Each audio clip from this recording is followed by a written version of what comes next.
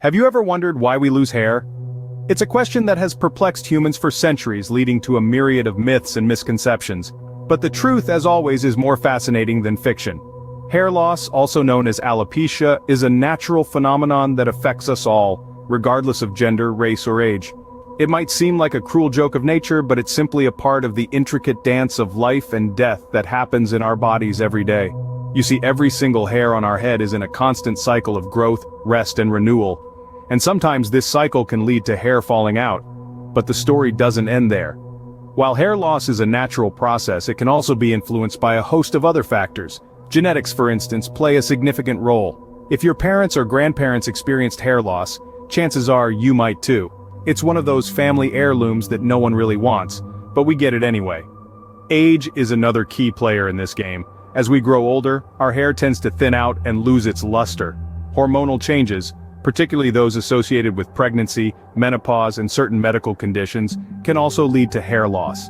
And let's not forget stress. Yes, that nagging deadline or that unresolved argument can indeed make your hair fall out. Now, it's important to remember that losing a few strands of hair every day is no cause for alarm. But if you notice a significant increase in hair fall or bald patches, it might be time to consult a professional. Understanding hair loss is not just about vanity, it's about understanding our bodies, our health, and our well-being. It's about debunking myths and embracing science. And most importantly, it's about learning to love and care for ourselves, hair or no hair. Now that we've piqued your interest, let's delve deeper into the science of hair growth and loss. The life cycle of a strand of hair might surprise you.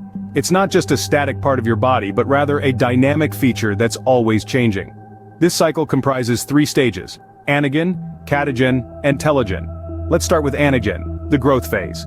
This is the stage where your hair is actively growing, and it can last between 2 to 6 years. Yes, you heard right, years. This is why some people can grow their hair longer than others. Their anagen phase simply lasts longer. Next, we have the catagen phase, the transitional period. This is when the hair follicle shrinks and detaches from the dermal papilla. It's like a hair's way of saying, "I'm done growing now, time to rest." This phase lasts for about 2 weeks. Finally, we arrive at the telogen phase, the resting stage. This is when the hair is released and falls out. The follicle then remains inactive for 3 months, after which the whole cycle restarts. If you've ever wondered why you're shedding hair every day, it's because at any given time various hair strands are in the telogen phase, ready to make way for new growth. Now here's the interesting part. At any given moment, a random number of hairs on your scalp are in one of these 3 stages of growth and shedding. It's a finely tuned process, a ballet of growth, rest, and release. But what happens when this ballet gets disrupted? When the cycle gets out of sync, it can lead to hair loss. For instance, if more hairs enter the resting phase than the growing phase, or if the growing phase shortens dramatically, you may start to notice thinning hair. This is why understanding the hair growth cycle is so crucial.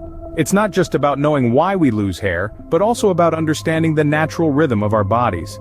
It's about recognizing when something is off balance, and taking the necessary steps to restore that balance. Understanding the hair growth cycle gives us insight into why we lose hair. It's a complex, fascinating process, one that we're still learning about every day. But why does this cycle sometimes go awry, leading to hair loss? Now that we've got a grasp on the basics of the hair growth cycle, let's delve into the reasons why this process might get disrupted, resulting in hair loss. First up, hormonal changes. These natural fluctuations in our bodies can have a big impact on hair growth. For instance, menopause often brings about a decrease in the levels of estrogen and progesterone, 2 hormones that help hair grow and stay on the scalp for longer periods of time. Similarly, thyroid issues can upset the balance of hormones, potentially leading to hair loss. Next, we can't ignore the role of genetics in hair loss. Male or female pattern baldness, also known as androgenetic alopecia, is the most common cause of hair loss. This condition is hereditary, meaning it runs in families, and it's characterized by a distinct pattern of hair loss, starting at the temples or the crown of the head. Certain medical conditions can also lead to hair loss. Take alopecia areata, for example. This is an autoimmune disorder where the immune system attacks the hair follicles, causing hair to fall out, often in patches. And finally, let's talk about stress. Yes, stress can indeed cause hair loss.